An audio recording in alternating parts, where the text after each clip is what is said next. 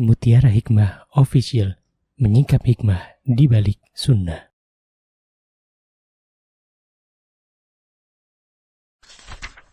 Salurkan donasi terbaik Anda untuk mendukung dakwah Mutiara Hikmah Official.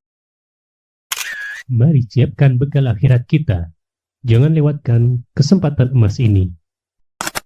Ayo kita berkontribusi dalam program pembangunan Masjid Mutiara Hikmah yang dibina langsung oleh Ustadz Hanan Yasir MA dan Ustazah Imro'atul Azizah. Raih pahala umroh setara haji dalam program Umroh I'tikaf Ramadan di tahun 2026.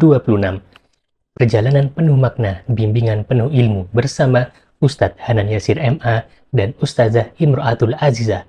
Tempat terbatas, daftarkan diri Anda sekarang juga. Jangan lewatkan sensasi umroh full faidah plus daurah fikih hijrah di bulan Syawal tahun 2026 bersama Ustadz Hanan Yasir MA dan Ustazah Imro'atul Azizah. Tempat terbatas, daftarkan diri Anda sekarang juga.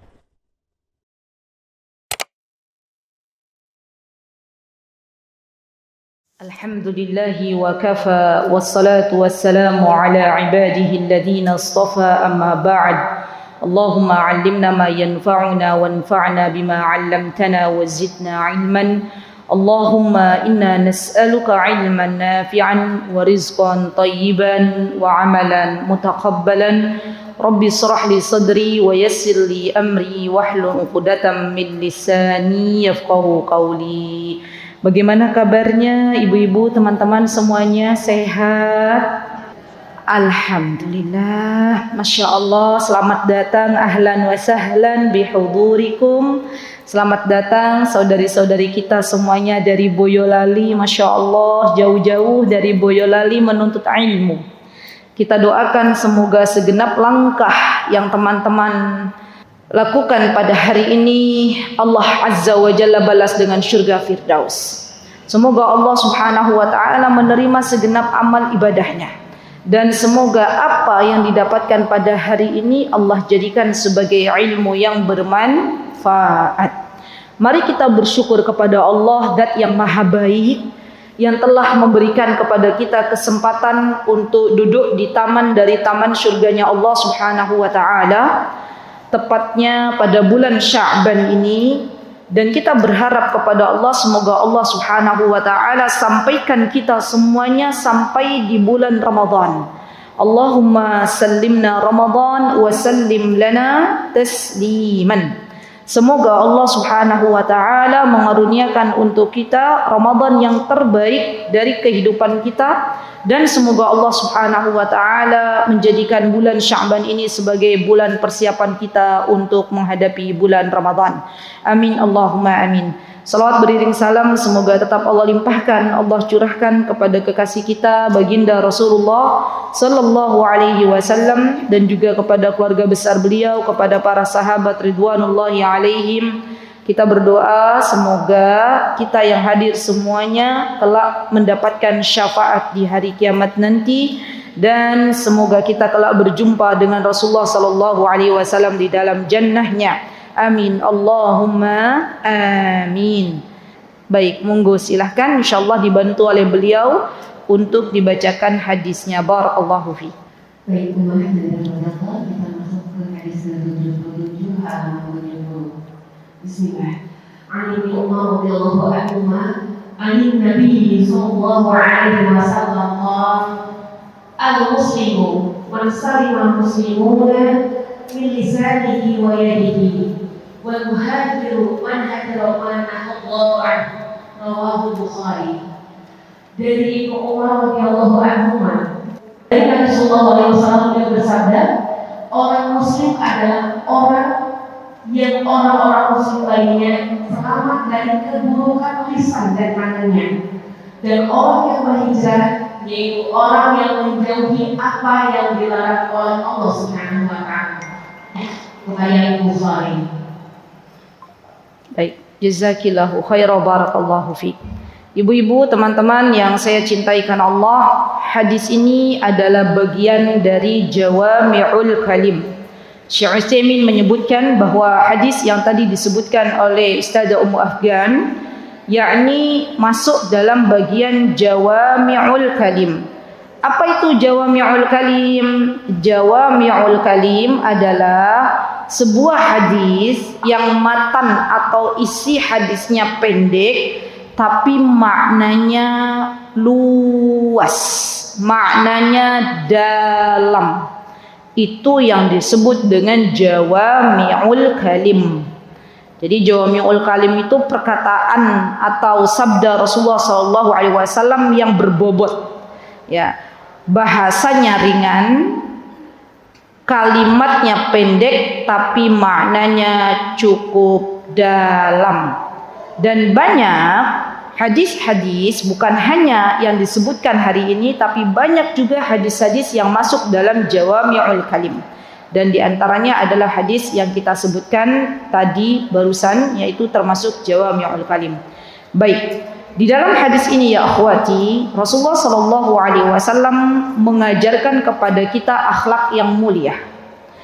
Kenapa Rasulullah SAW mengajarkan akhlak yang mulia? Karena sejatinya tidaklah Rasulullah SAW diutus oleh Allah ke muka bumi ini kecuali untuk memperbaiki dari akhlak itu sendiri. Apa kata Rasulullah SAW? Innama bu'ithu limasalihin akhlaq. Tidaklah aku diutus ke muka bumi ini kecuali untuk memperbaiki akhlak. Jadi Islam ini adalah agama rahmatan lil alamin. Islam ini adalah agama yang membawa ajaran dari Allah Subhanahu wa ta'ala, dan diantara bentuk ajarannya adalah akhlak yang mulia. Maka dari itu teman-teman, ketika seorang hamba memiliki budi pekerti yang baik, akhlak yang mulia, maka akhlak ini akan memberatkan timbangannya kelak di akhirat. Jadi kita ini di dunia itu kan mencari sesuatu yang bisa memberatkan timbangan kita. Nggih mboten ibu-ibu? Nggih. Ada yang memperbanyak istighfar, itu memberatkan timbangan. Ada yang memperbanyak berzikir subhanallahi wa bihamdihi, subhanallahil azim. Itu juga memperberat timbangan kebaikan. Ada juga apalagi yang memperberat timbangan kebaikan? Yasluhun nas, dia mendamaikan manusia. Ini juga termasuk amal salih yang memberatkan timbangan kebaikan. Dan ternyata di antara yang memberatkan timbangan kebaikan seorang hamba adalah ketika ia memiliki akhlak yang mulia. Subhanallah. Dan tidak ada manusia di dunia ini yang paling bagus akhlaknya kecuali Rasulullah sallallahu alaihi wasallam. Sebagaimana yang dijelaskan oleh Ibunda Aisyah radhiyallahu anha ketika beliau berkata bahwa akhlaknya Rasulullah SAW itu sebagaimana yang tercantum di dalam Al-Quran. Maka kita sebagai umat Rasulullah SAW hendaklah menjadikan Rasulullah SAW sebagai teladan. Jadi kalau pengen nyontoh, nyontohnya ke siapa ibu-ibu? Ke Rasulullah. Sudah jelas akhlaknya bagus. Contoh, misal nih ibu-ibu, teman-teman semuanya, saya misalkan secara sederhana biar lebih mudah dipahami. Teman-teman, kalau mau bikin masakan, ibu-ibu sukanya masakan apa? Model Jawa atau model Eropa atau model apa? Jawa misalnya ya. Teman-teman mau bikin lodeh misalnya ya, lodeh. Menurut teman-teman, lodeh terenak itu belajar dari orang mana? Lodeh terenak. Sayur lodeh terenak di mana teman-teman pernah dapatkan? Jakarta? Hah? Oh, Yogyakarta. Tepatnya di mana misalnya? Gunung Kidul katanya tadi ya. Lombok Ijo, sayur Lombok Ijo, sayur lodeh tempatnya biasanya Gunung Kidul. Nah, ketika kita paham bahwa sayur Lombok Ijo atau sayur lodeh itu adalah sayur yang terlezat dan kita pengen belajar, maka kira-kira karena kita sadar bahwa yang pinter bikin sayur Lombok Ijo, sayur lodeh itu adalah orang Gunung Kidul, apakah kita mau belajar ke orang yang selain Gunung Kidul? Tidak. Karena kita paham, tahu, terkenal, lodehnya terkenal, sayur jangan lombok ijonya terkenal. Maka kita langsung jujuk kemana, ibu-ibu? Ke Gunung Kidul. Belajar dari simbah-simbah yang ada di Gunung Kidul. Bagaimana cara membuat sayur tempe lombok ijo. Sama. Ketika kita tahu Rasulullah SAW adalah seorang hamba Allah, utusannya Allah yang memiliki akhlak yang mulia, itu sudah terkenal. Ya, semua orang mengakui akhlaknya Rasulullah SAW. Sampai-sampai sebelum Rasulullah SAW diutus menjadi seorang Rasul, Rasulullah itu sudah terkenal sebagai Al-Amin. Apa itu Al-Amin, ibu-ibu? Seorang yang terpercaya. Subhanallah. Beliau punya integritas yang sangat kuat. Ya. Dan kepercayaan ini diperlukan dalam segala bidang. Maka ketika Rasulullah SAW memiliki akhlak yang mulia, semua orang percaya kepada Rasulullah SAW. Dan tidak ada jalan untuk kita belajar akhlak yang mulia kecuali dari Nabi kita Muhammad Sallallahu Alaihi Wasallam. Kan begitu ya teman-teman ya. Jadi secara logika dapatlah. Ya, baik. Nah, Rasulullah Sallallahu Alaihi Wasallam berpesan kepada kita semuanya. Apa kata baginda Rasulullah SAW? Kata beliau, al-muslim. Muslim itu teman-teman, maknanya banyak.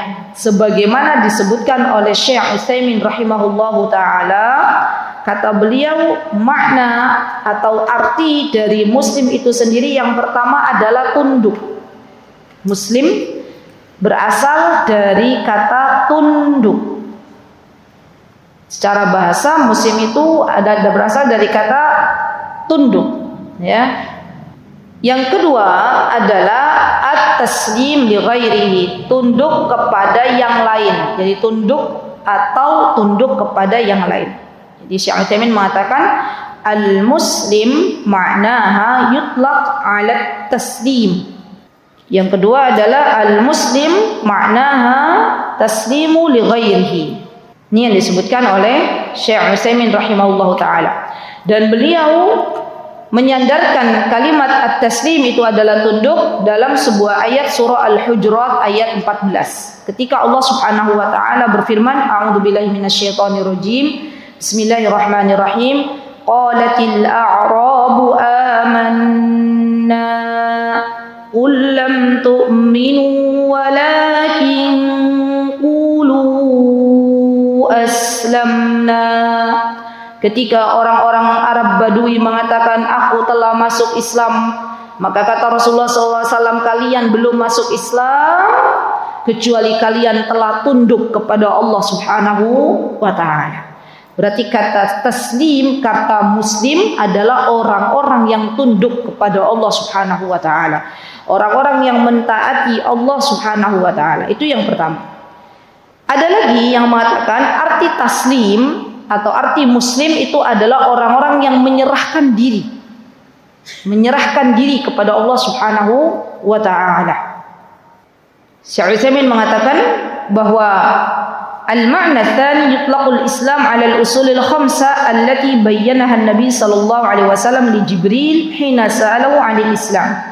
فقال أن تشهد أن لا إله إلا الله وأن محمد رسول الله وإقام الصلاة وتؤتي الزكاة وتصوم رمضان وتحج البيت ويطلق الإسلام على السلام يعني أن يسلم الناس من شر الإسلام من شر الإنسان.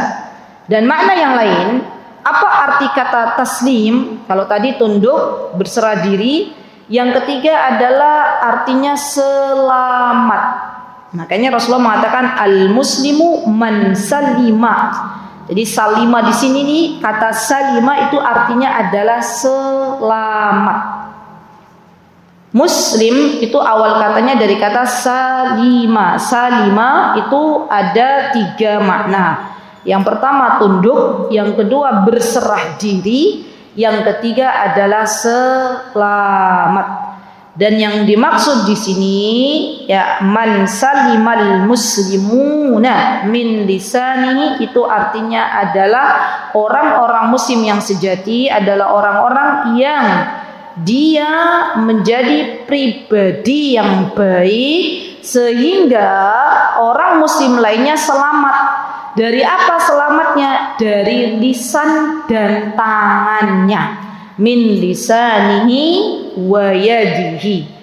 Lisan itu artinya adalah lisan, karena lisan diambil dari serapan bahasa Arab, ini artinya lisan, dan dari kata yaddin atau tangan. Jadi bagaimana, kenapa Rasulullah SAW mengatakan bahwa muslim yang sejati adalah muslim yang selamat dari gangguan orang lain, muslim yang dia tidak menyakiti orang lain dengan lisannya dan dengan tangannya. Kata Syekh Utsaimin, karena kebanyakan dosa yang dilakukan oleh hamba Allah kepada hamba Allah yang lain adalah berkaitan dengan lisan dan tangan. Catat ini baik-baik Ibu-ibu. Jadi dosa kita itu, ya dosa kita ini, perbuatan buruk kita ini terbagi menjadi dua. Ada perbuatan atau dosa yang kita lakukan kepada Allah, cukup kita istighfar, Allah ampuni dosa kita.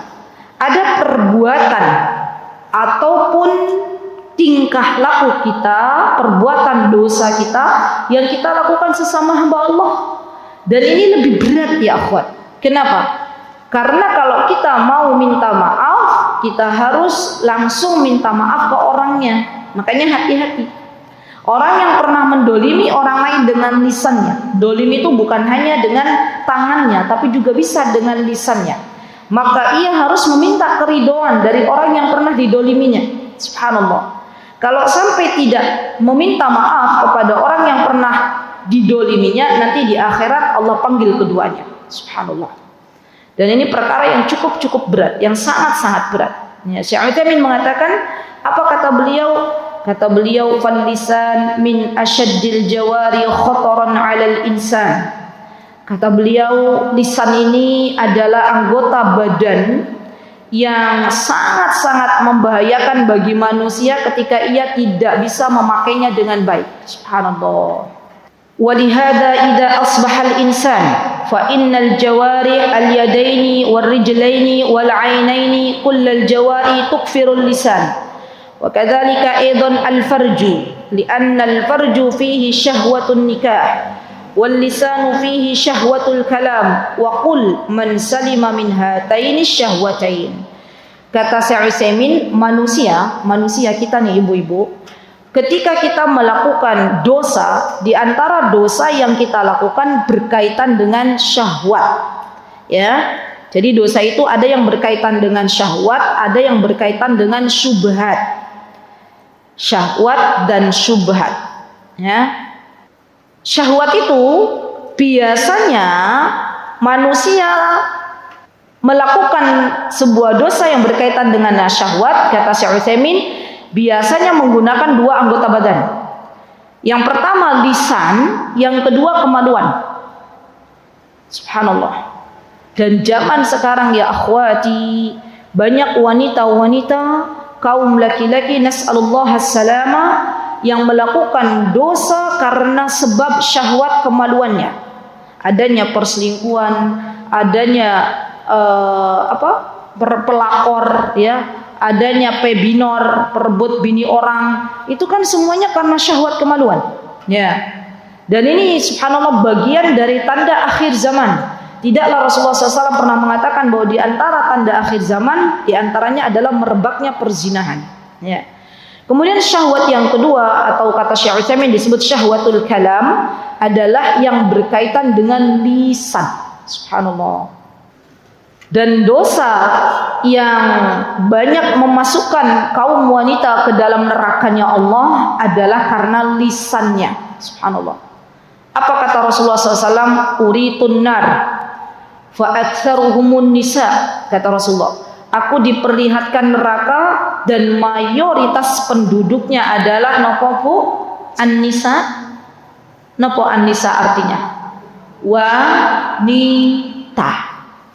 Maka para sahabat bertanya kepada Rasulullah SAW, ya Rasulullah, disebabkan apa para wanita mayoritas menjadi penghuni neraka? Apakah mereka tidak beriman kepada Allah dan Rasulnya? Kata Rasulullah SAW, mereka beriman kepada Allah dan Rasulnya, tapi mereka mengucapkan kata-kata di mana kata-kata tersebut tidak ada rasa berterima kasih kepada suaminya. di mana kata-kata tersebut ternyata menyakiti hati suaminya. Nas'allahu salam. Dan memang pada kenyataannya teman-teman yang saya cintai karena Allah, banyak di antara kita wanita-wanita zaman sekarang yang banyak keinginannya mulai membanding-bandingkan suaminya dengan suaminya orang lain. Sampai-sampai seorang wanita, seorang istri rela berkata kepada suaminya, "Mas, jenengan kok nggak kayak fulan bin fulan yang bisa membelikan motor, yang bisa membelikan sepeda listrik, yang bisa membelikan mobil." Ya, subhanallah. Ingat teman-teman, setiap kebaikan yang suami kita berikan kepada kita itu adalah kebaikan yang harus kita syukuri. Dan tidak ada kebaikan yang diberikan oleh suami kita ketika kita mensyukurinya, ketika kita mengucapkan terima kasih, kecuali Allah menuliskan pahala untuk kita. Jadi PR kaum wanita zaman sekarang dengan seiring bertambahnya banyak keinginan, bertambah mudahnya para wanita menyiapkan atau memasukkan barang-barang dagangannya ke keranjang gitu ya. Kalau dulu mau belanja kan harus ke pasar, gitu kan? Ya kalau suaminya nggak bisa nganter ya nggak jadi ke pasar, gitu Bu. Nah sekarang wanita di kamarnya buka toko oranye, buka toko hijau, terus cekot, gampang apa gampang? Gampang. Terus nanti bilang ke suaminya, "Beb, ya, tolong lihat keranjangku." Suaminya bingung pas lihat keranjangnya, Masya Allah banyak banget barang yang udah dikumpulin gitu ya. Sampai-sampai apa? Akhirnya suaminya kabur dari rumah. Kenapa? Karena terlalu banyak barang yang dimasukkan ke keranjang. Subhanallah. Nas'allahu salam. Ini PR untuk kita. Ketika pasar didekatkan oleh Allah, dan ini tanda akhir zaman ya. Banyak kaum wanita yang akhirnya kalau belanja itu sesuai dengan keinginannya, bukan lagi kebutuhannya. Padahal subhanallah, wanita-wanita yang dicintai oleh Allah adalah wanita-wanita yang senantiasa berterima kasih kepada suaminya dan tahu diri kalau memang suaminya tidak mampu untuk memberikan nafkah lebih, dia tidak menuntut yang lebih. Subhanallah. Maka dari itu ya akhwati, kita ya zaman sekarang agar lisan kita ini dijaga oleh Allah Subhanahu wa taala, tidak mengucapkan kata-kata yang berbentuk kekufuran kepada suami kita, kita berdoa kepada Allah. Doa kita diantaranya adalah Allahumma qanni'ni bima razzaqtani wakhluf wa barik lana fi wakhluf kulla ghaibatan li bi khair. Saya ulangi, Allahumma qanni'ni bima razzaqtani. Allahumma qanni'ni bima razzaqtani. Sudah?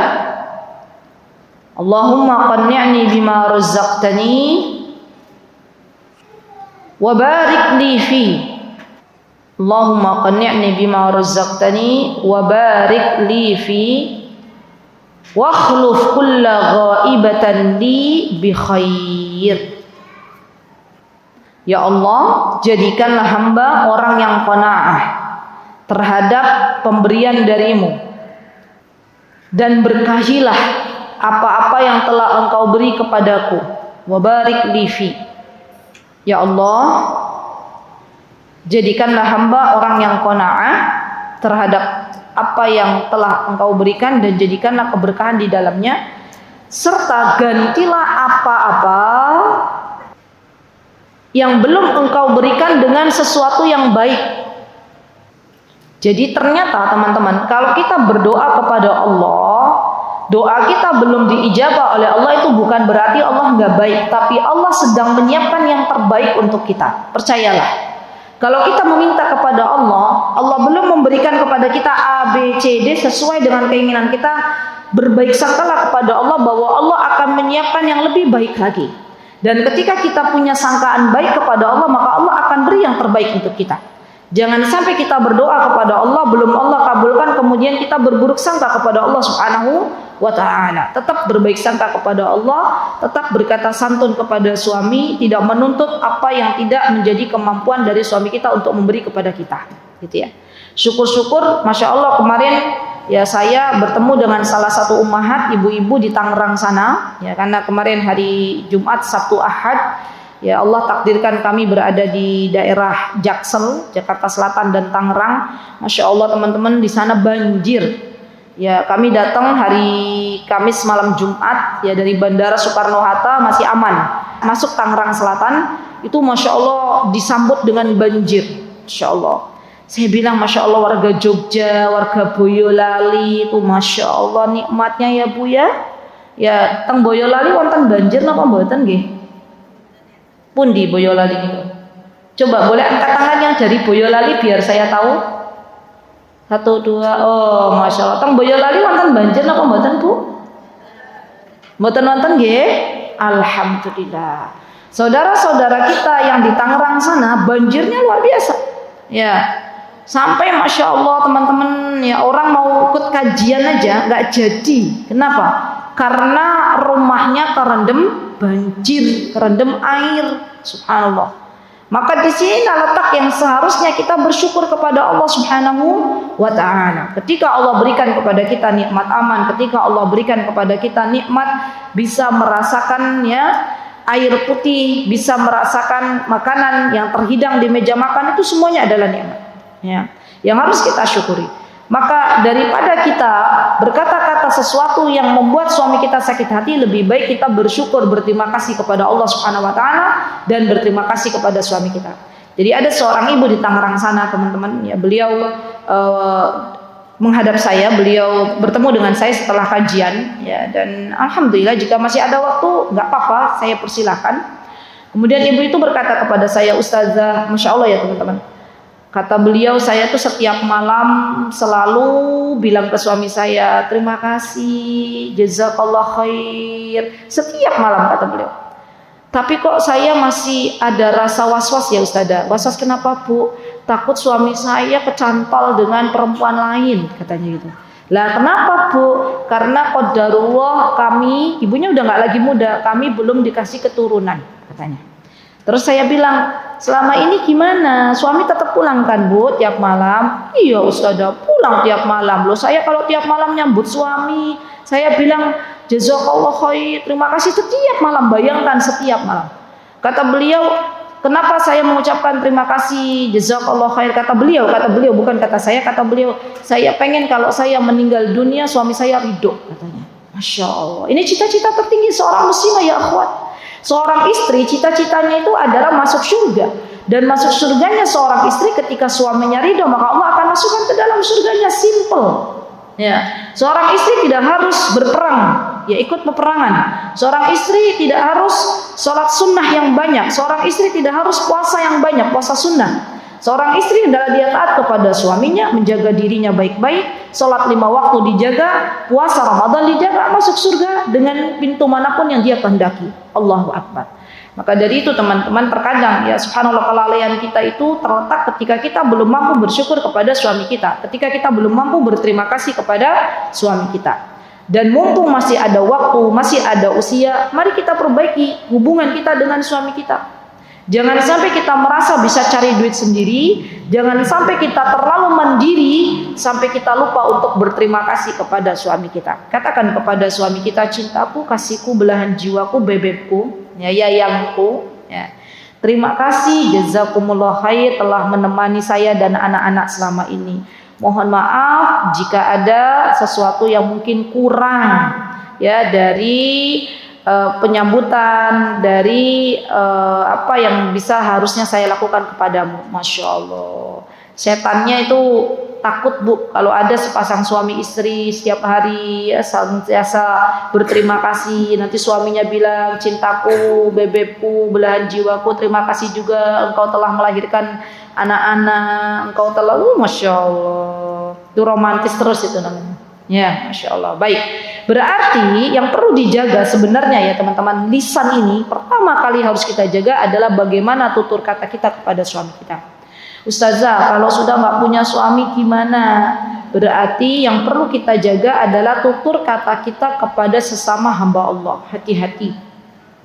Ya, karena kadang-kadang tidak terasa lisan ini berkata sesuatu yang tidak Allah sukai. Apa kata Syekh Utsaimin? Kata beliau, fala yasubbuhum wala yal'anhum wala yaghtabuhum ولا ينم بينهم ولا يسعى بينهم بأي نوع من أنواع الشر والفساد وهو قد كفى لسانه وكف اللسان من أشد ما يكون على الإنسان وهو من الأمور التي تصعب على المرء وربما يتسهل إطلاق لسانه. Subhanallah, teman-teman. Kata Syekh Utsaimin, lisan itu kadang masuk dalam dosa ghibah. Dengan lisan kadang kita mengadu domba sesama hamba Allah. Dengan lisan kadang kita berucap kata-kata yang kotor, kata-kata yang seharusnya tidak perlu kita ucapkan. Dan ingat, apa yang kita ucapkan dengan lisan kita itu adalah gambaran hati seseorang. Jadi kalau ada orang ya kata-katanya kotor, binatang di kebun binatang keluar semua, mencaci maki, ya nyinyirin orang, itu bisa jadi hatinya lagi sakit. Jadi barometer hati seseorang sehat atau sakit itu bisa dilihat dari ucapan yang dikeluarkan dengan lisannya. Maka hati-hati. Para ulama zaman dahulu kala, teman-teman, mereka sebelum berkata-kata mereka pegang lisan mereka. Subhanallah, semoga kita bisa meneladaninya. Kemudian mereka berpikir dulu, apa yang hendak aku ucapkan? Jikalau ucapanku banyak mengandung manfaat, maka aku ucapkan. Jikalau ucapanku ternyata mengandung banyak mudarat, banyak mengandung bahaya bagi sesama hamba Allah, mereka tidak jadi ucapan. Subhanallah, subhanallah.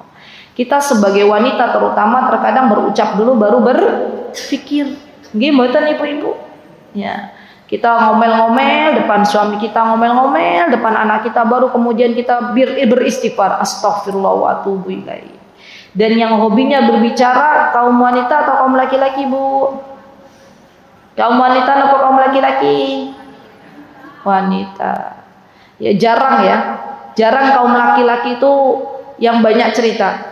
Kemarin saya mengisi di mana ya tentang ada satu ibu, tapi saya lupa tepatnya di mana. Hanya kemarin pas lagi sabda ada ibu-ibu curhat ya bahwa ternyata suaminya beliau tentang istri. Beliau bilang gini, ternyata suaminya beliau pengen didengarkan oleh suaminya, tapi suaminya banyak bicara sampai nggak mau memberikan kesempatan beliau untuk berbicara. Nah itu dosa nggak Ustazah? Pertanyaannya begitu. Saya bilang subhanallah, ini suami yang langka ini. Ya. Karena rata-rata suami itu, rata-rata laki-laki itu tidak banyak bicara.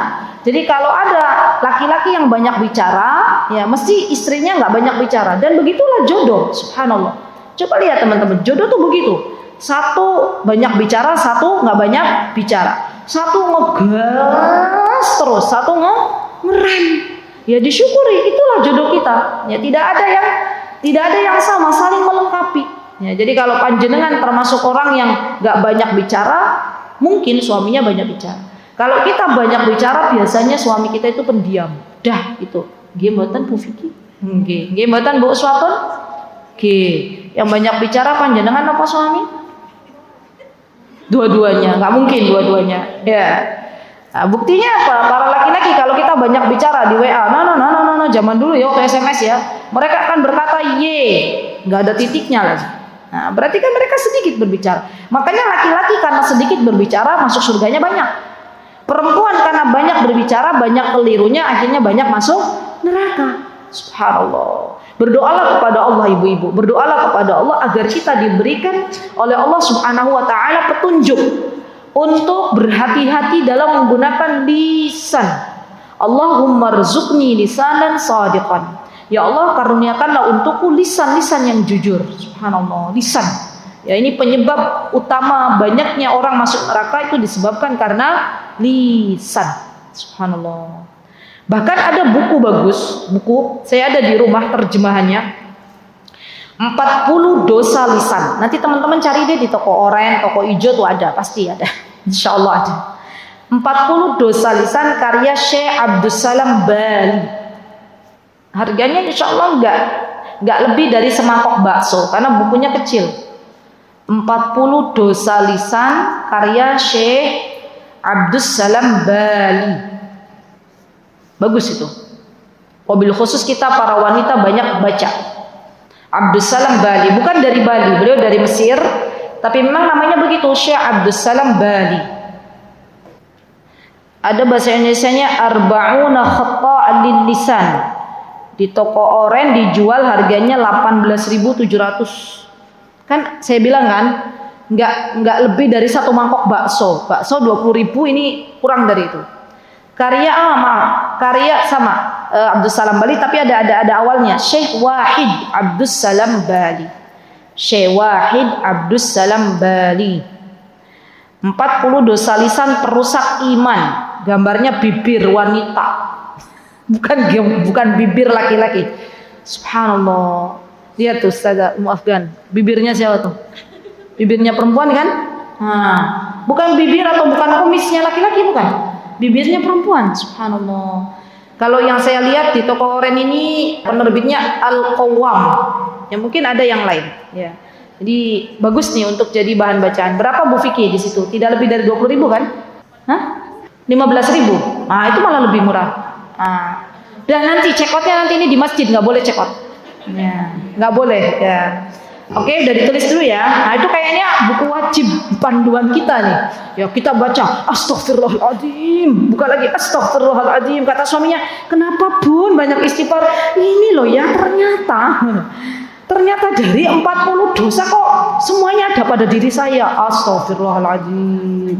Ya, kata suaminya, alhamdulillah, tobat gitu ya. Ya, Masya Allah. Laki-laki itu Masya Allah ya, kalau istrinya bertaubat tuh senangnya luar biasa tuh, bahagianya luar biasa. Istrinya sehari nggak banyak bicara aja mereka bertanya-tanya. Ya, ini istriku kenapa? Apa sakit gigi? Apa enggak Pak? Lagi ngamalin ilmu. Ya. Karena semalam baca 40 dosa lisan, maka hari ini saya berusaha untuk diam. Masya Allah, kata suaminya ya. Baik. Kemudian wala yal'anhum, ya wala yagtabum. Nih teman-teman, di antara dosa lisan kata Syekh Utsaimin adalah ketika seseorang menggunjing orang lain. Saya kemarin sudah wanti-wanti ke jamaah di Jakarta, di Tangerang. Saya katakan begini, ya akhwati, kalau kita lihat ada kesalahan dari orang lain, maka sebaiknya kita nasihatin. Apalagi kesalahan itu dibuat oleh orang yang berilmu. Hati-hati. Orang yang berilmu melakukan kesalahan. Wajar. Karena dia bukan sosok nabi, bukan sosok yang maksum. Ya, setiap orang pernah melakukan dosa, pernah melakukan kesalahan. Kalau ada ulama, sosok berilmu melakukan kesalahan, jangan kita ikut goreng-goreng di media sosial. Jangan kita ikut menggunjingi, jangan. Tapi kita berdoa kepada Allah agar Allah ampuni dosanya. Kalau bisa kita tunjukkan risalah atau surat, ya nasihat kepada beliau dan katakan ittaqillah, bertakwalah kepada Allah Subhanahu wa taala, kembali ke jalan yang benar. Itu jauh lebih baik.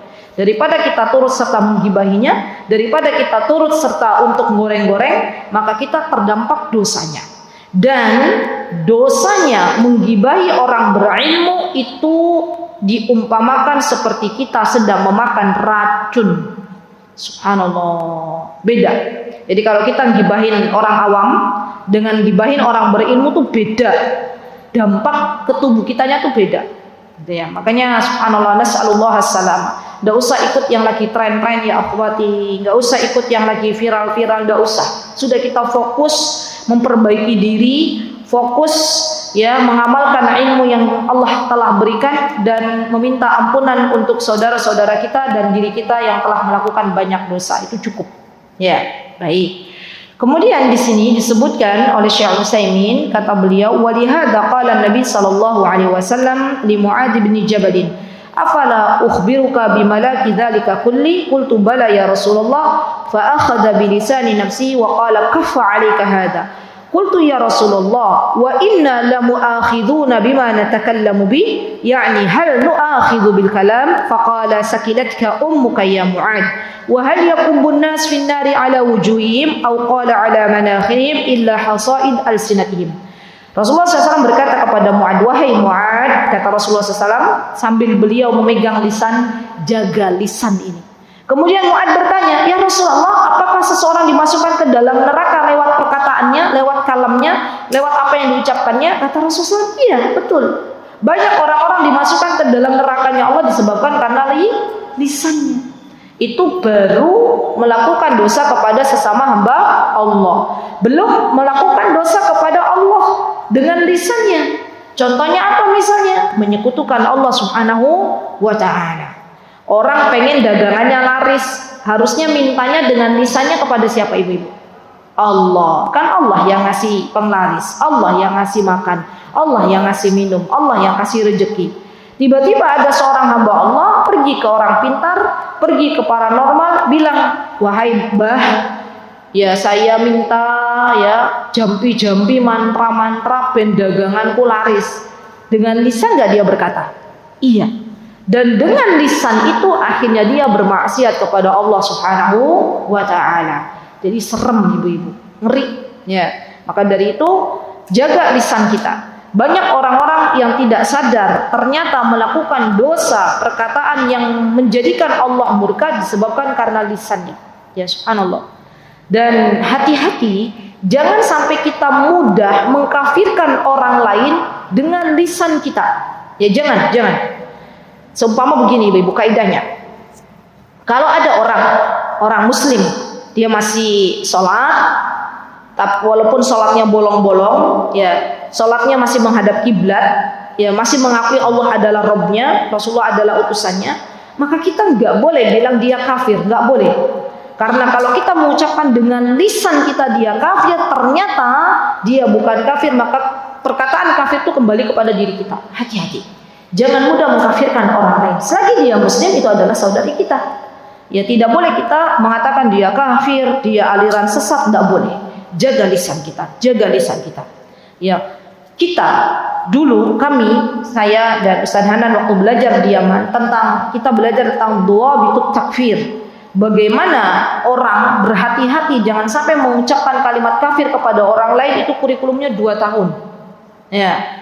Maka jangan sampai kita asal-asal ikut-ikutan. Orang lain menuduh fulan bin fulan dia orang kafir, padahal dia muslim. Kemudian kita ikut-ikutan ramai di sosial media. Jangan, tahan lisan kita, tahan jari jemari kita. Kalau apa yang kita tuduhkan itu salah, maka apa yang kita tuduhkan kembali kepada diri kita. Na'udzubillah, tsumma na'udzubillah. Itu berkaitan dengan dosa lisan kepada Allah Subhanahu wa taala dan berkaitan dengan dosa lisan yang ada kaitannya dengan manusia. Baik. Kemudian Syekh Utsaimin mengatakan, ya setelah beliau mengatakan bahwa seorang muslim itu hendaklah menjaga lisannya, jangan sampai menyakiti muslim lainnya dengan lisannya, baru kemudian beliau menjelaskan al-muslimu man salimal muslimuna min yadihi. Bagaimana maksudnya? Orang muslim yang hakiki yang sejati adalah ketika dia menjaga tangannya. Kata Syekh Utsaimin, man salimal muslimuna min yadihi. Bagaimana maksudnya? Fala ya'tadi 'alaihim bid-darb. Ya, dia tidak menggunakan tangannya untuk memukul. Ya, hati-hati kalau kita sampai mencubit anak kita, sampai memukul anak kita, sampai jewer anak kita. Ya, itu termasuk bagian dari kekeliruan. Ya, tidak ada anak yang nakal di dunia ini, tidak ada anak yang tidak pintar di dunia ini. Semuanya pintar, semuanya baik. Hanya kadang kitanya saja yang belum tahu metode yang tepat untuk anak-anak kita. Katakan bahwa anak kita itu Masya Allah diberikan kelebihan oleh Allah Subhanahu wa ta'ala. Ya, hati-hati sebelum orang tua yang memukul, pikir baik-baik. Sebelum orang tua mencubit anaknya, pikir baik-baik. Karena apa yang dilakukan oleh orang tua kepada anaknya akan dimintai pertanggungjawaban oleh Allah Subhanahu wa ta'ala di akhirat nanti. Baik, kemudian Syekh Utsaimin mengatakan, "Falaisa," kata beliau, "bidarb awil jarh," atau melukainya, ya melukai baik dengan pukulan ataupun dengan senjata dilukai, au akhadal mal, atau dosa tangan ini misalnya merampok, mengambil harta orang lain, au ma asbaha dzalik, atau tindakan-tindakan yang bisa merugikan orang lain. Atau kalau di pondok teman-teman itu namanya gosok. Nah, itu tuh biasanya pakai tangan juga, ngambil sendal milik orang lain dipakai, nanti dikembalikan lagi tanpa izin, itu dosa sama. Ya. Dan ini sepertinya sudah banyak budaya ini di pondok pesantren. Maka saya apresiasi pondok pesantren yang Masya Allah ya di situ aman dari gosok, itu luar biasa didikannya, Masya Allah. Karena dari mulai ketika dulu saya mondok di pondok 1, pondok 2 sama aja. Sama, gosok itu budaya yang seharusnya dihilangkan dari pondok pesantren. Kenapa? Karena santri-santri ini kan mereka belajar agama. Ya, seharusnya mereka tahu bahwa gosok itu adalah sesuatu yang tidak perlu dibudayakan. Ya. Jadi mudah-mudahan nanti ya, seiring dengan berkembangnya zaman, sering dekatnya kita dengan Allah Subhanahu wa taala, sering dekatnya santriwati dengan Allah Subhanahu wa taala, semoga budaya gosip ini sudah tidak ada lagi di pondok-pondok pesantren. Baik. Kemudian Syekh Utsaimin mengatakan qad kafa yadihi la yakhud illa ma yastahiqu syar'an wa la ya'tadi 'ala ahad. Fa idza istama'a al-insan salamatun nas min yadihi wa min lisanihi fa huwa muslim. Kata Syekh Utsaimin, kalau ada ya seorang muslim, dia bisa jaga lisannya, dia bisa jaga tangannya, itulah muslim yang sejati. Subhanallah, subhanallah. Wa ulim, dan ketahuilah min hadal hadis anna man yaslimun nasu min lisanihi aw yadihi falaysa bimuslim. Faman kana laysa lahum hammun illa al-qail aw al-qala fi ibadillah wa aqlu luhumihim wa a'radihim fa hadha laysa bimuslim. Kata Syekh Utsaimin, kalau ada seseorang mengaku dirinya muslim, tapi ternyata dia tidak menjaga lisannya, dia ambil kehormatan orang lain. Ada seorang muslimah dituduh seorang pezina, maka di dalam Islam orang yang menuduh itu akan dipukul. Kenapa? Karena dia mencederai kehormatan orang lain. Bahkan di dalam hukum Indonesia, orang yang mencemarkan nama baik orang lain saja dihukum. Gimana? Mencemarkan nama baik orang lain itu menggunakan lisan atau dengan tangan? Lisan.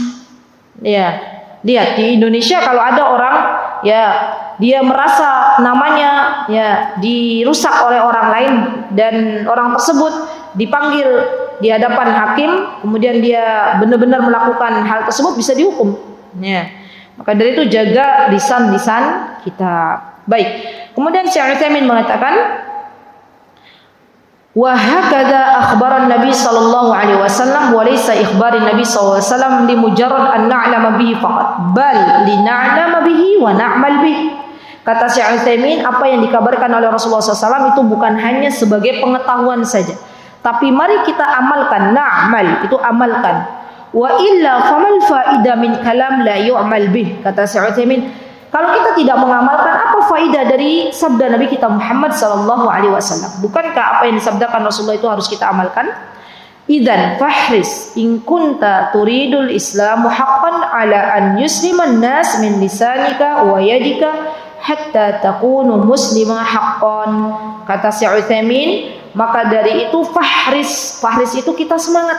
Ya. Semangat untuk melakukan hal-hal yang bermanfaat untuk kita. Bahkan ini ditegaskan oleh baginda Rasulullah SAW. Apa kata Rasulullah? Ihris ala ma yanfa'uk. Nah, itu diingat-ingat tuh. Ihris ala ma yanfa'uk. Ya, bersemangatlah dalam hal-hal yang membawa manfaat untuk dirimu. Jadi di antara obat yang menyelamatkan kita teman-teman, tips penyelamat di akhir zaman ini adalah ketika kita tidak banyak mengganggu orang lain, ketika kita tidak banyak membuka atau membongkar aib orang lain, ketika lisan kita dijaga oleh Allah Subhanahu wa taala, dan ketika kita menyibukkan diri kita dengan aib diri kita dan dosa-dosa kita, serta kita beristighfar kepada Allah Subhanahu wa taala. Baik. Kemudian teman-teman, terakhir adalah apa yang disebutkan oleh Rasulullah SAW, wal muhajir, kata beliau. Apa itu wal muhajir? Orang yang berhijrah. Wal muhajir, muhajir itu orang yang berhijrah. Orang yang berhijrah yang sejati. Jadi sekarang itu kita lagi belajar muslim sejati dan orang yang berhijrah sejati. Itu seperti apa? Kata Rasulullah SAW, wal muhajir man hajar ma nahallahu anhu. Orang yang berhijrah sesungguhnya adalah orang-orang yang dia meninggalkan sesuatu yang dilarang oleh Allah Subhanahu wa taala. Dan larangan-larangan Allah itu ada di dalam Al-Qur'an. Termasuk kalau ada yang meninggalkan larangannya Allah sepaket dengan apa-apa yang dilarang oleh baginda Rasulullah sallallahu alaihi wasallam. Dan tidaklah kita mengetahui apa-apa yang dilarang oleh Allah dan dilarang oleh Rasulullah kecuali kita duduk di majlis ilmu. Subhanallah. Berarti pentingnya kita untuk belajar agama. Kenapa? Karena dengan kita belajar agama kita tahu, oh Oh, riba dilarang oleh Allah. Oh, minum minuman keras dilarang oleh Allah. Oh, ngomongin orang dilarang oleh Allah. Oh, ngambil harta orang lain juga dilarang oleh Allah. Oh, membunuh ya sesama manusia tanpa dibenarkan oleh Allah itu juga sesuatu yang dilarang oleh Allah. Oh, membiarkan pandangan melihat orang-orang yang bukan mahram itu juga larangan dari Allah. Kan begitu ya teman-teman ya. Maka muhajir, orang yang berhijrah sesungguhnya, kata Syekh Utsaimin rahimahullah taala, beliau mengatakan, apa kata beliau? Wa bayyana anna al-muhajir kamil huwa man hajara ma nahallahu anhu fal muhajir mamduh huwa alladhi jama'a ila hijrani watanihi wa ashiratihi hijrani ma haramallahu taala. Jadi seorang muhajir, orang yang berhijrah yang sejati adalah bukan hanya saja dia berhijrah dari lingkungan yang tidak baik ke lingkungan yang baik, atau dari negara yang awalnya negara tersebut mayoritas adalah penduduk Nasrani misalnya, ke yang mayoritas penduduk Muslim. Bukan hanya itu, tapi hijrah yang sejati adalah ketika seseorang meninggalkan apa-apa yang dilarang oleh Allah Subhanahu wa taala. Subhanallah. Baik. Famujarrad hijratu baladi syirki ma'al israri 'ala al-ma'asi laysat bihijrah. Kata Syekh Utsaimin, kalau ada orang dia mengaku nih dia berhijrah dari Amerika ke Indonesia, tapi ternyata kebiasaan dia minum minuman keras masih terus dilakukan. Ya, maka apakah dia disebut sudah berhijrah? Belum. Dia berhijrah dari Australia ke Madinah misalnya, tapi ternyata ya dosanya dia, kebiasaannya meninggalkan sholat masih dilakukan. Apakah dia sudah berhijrah? Belum. Dikatakan seseorang berhijrah ketika dia berubah sikapnya, berubah akhlaknya, berubah menjadi insan yang lebih taat kepada Allah dan Rasulnya. Baru dikatakan dia adalah seorang muhajir, seorang yang berhijrah secara sebenar-benarnya hijrah. Ya, baik.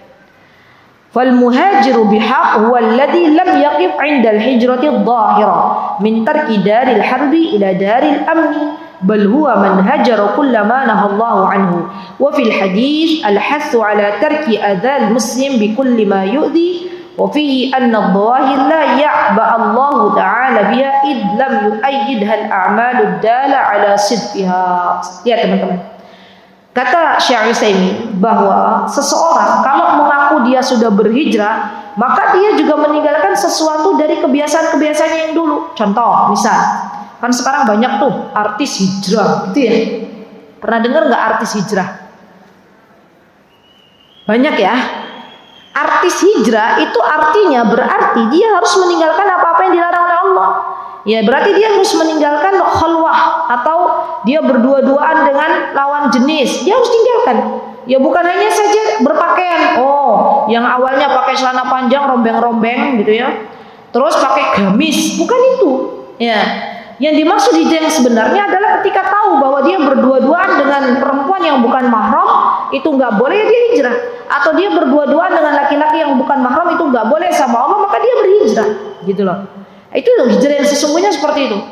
Dan orang yang berhijrah teman-teman, di awal-awal hijrah biasanya diuji oleh Allah Subhanahu wa taala. Subhanallah.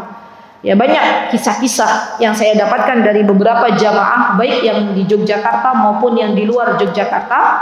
Ketika dia harus berhijrah, meninggalkan apa-apa yang dilarang oleh Allah Subhanahu wa taala. Misalnya dia harus berhijrah dari pekerjaan ribawi ke pekerjaan yang halal, maka disitulah Allah mengujinya. Subhanallah. Dan banyak orang yang sudah nyaman ya, wis enak di sebuah pekerjaan, dapat gaji, misalnya dapat mukafaah tiap bulan 20-30 juta, tapi ternyata itu sesuatu yang dilarang oleh Allah. Maka biasanya untuk move on ya dari pekerja ribawi ke pengusaha itu butuh pertolongan Allah. Nah itulah yang disebut dengan muhajir yang sejati itu begitu. Bukan muhajir yang sejati itu bukan dia tetap kerja di tempat-tempat yang dilarang oleh Allah Subhanahu wa taala, tapi dia yang tadinya berdasi tidak berdasi, yang tadinya pakai kemeja jadi pakai koko, bukan itu. Ya, tapi memang benar-benar meninggalkan apa-apa yang dilarang oleh Allah Subhanahu wa taala dan dipraktekkan dalam kehidupannya. Subhanallah. Banyak teman-teman, banyak kisah ya. Kalau mungkin bagus ya kalau ada tulisan kisah orang-orang, cerita orang-orang yang berhijrah. Itu banyak yang memang polanya Allah tuh kasih pertolongan tuh diuji dulu gitu loh, diremuk-remukin dulu sama Allah. Allah pengen tahu dia benar-benar hijrah apa enggak ya. Kalau baru disentil sama Allah dengan sentilan sebentar terus dia balik lagi ke tempat awal, berarti Allah tahu, oh dia berarti nggak benar hijrahnya nih, belum benar nih hijrahnya ya. Tapi nanti setelah diremuk-remuk sama Allah, setelah sama Allah diulek-ulek lah bahasanya ya, itu untuk apa teman-teman? Kalau dia bersabar menggugurkan dosa-dosa sebelumnya ya. Kemudian nanti Allah akan berikan subhanallah ketenangan hati. Allah akan berikan ketenangan dalam hidupnya pasti ya. Jadi Masya Allah ya, banyak kisah yang saya dapatkan tuh begitu. Ya, yang awalnya subhanallah kerja di sebuah instansi di mana di situ ada larangannya, kemudian dia menjadi seorang yang berusaha, pengusaha ya, dan dari awal modalnya belum tahu jualan rugi, baru kemudian Allah Azza wa Jalla berikan keuntungan di masa yang akan datang. Begitu ya teman-teman. Jadi yakinlah bahwa pertolongan Allah itu pasti akan datang. Apa kata Rasulullah SAW? Kata Rasulullah SAW, "Man taraka syai'an lillahi awadahu Allahu bi khairin min."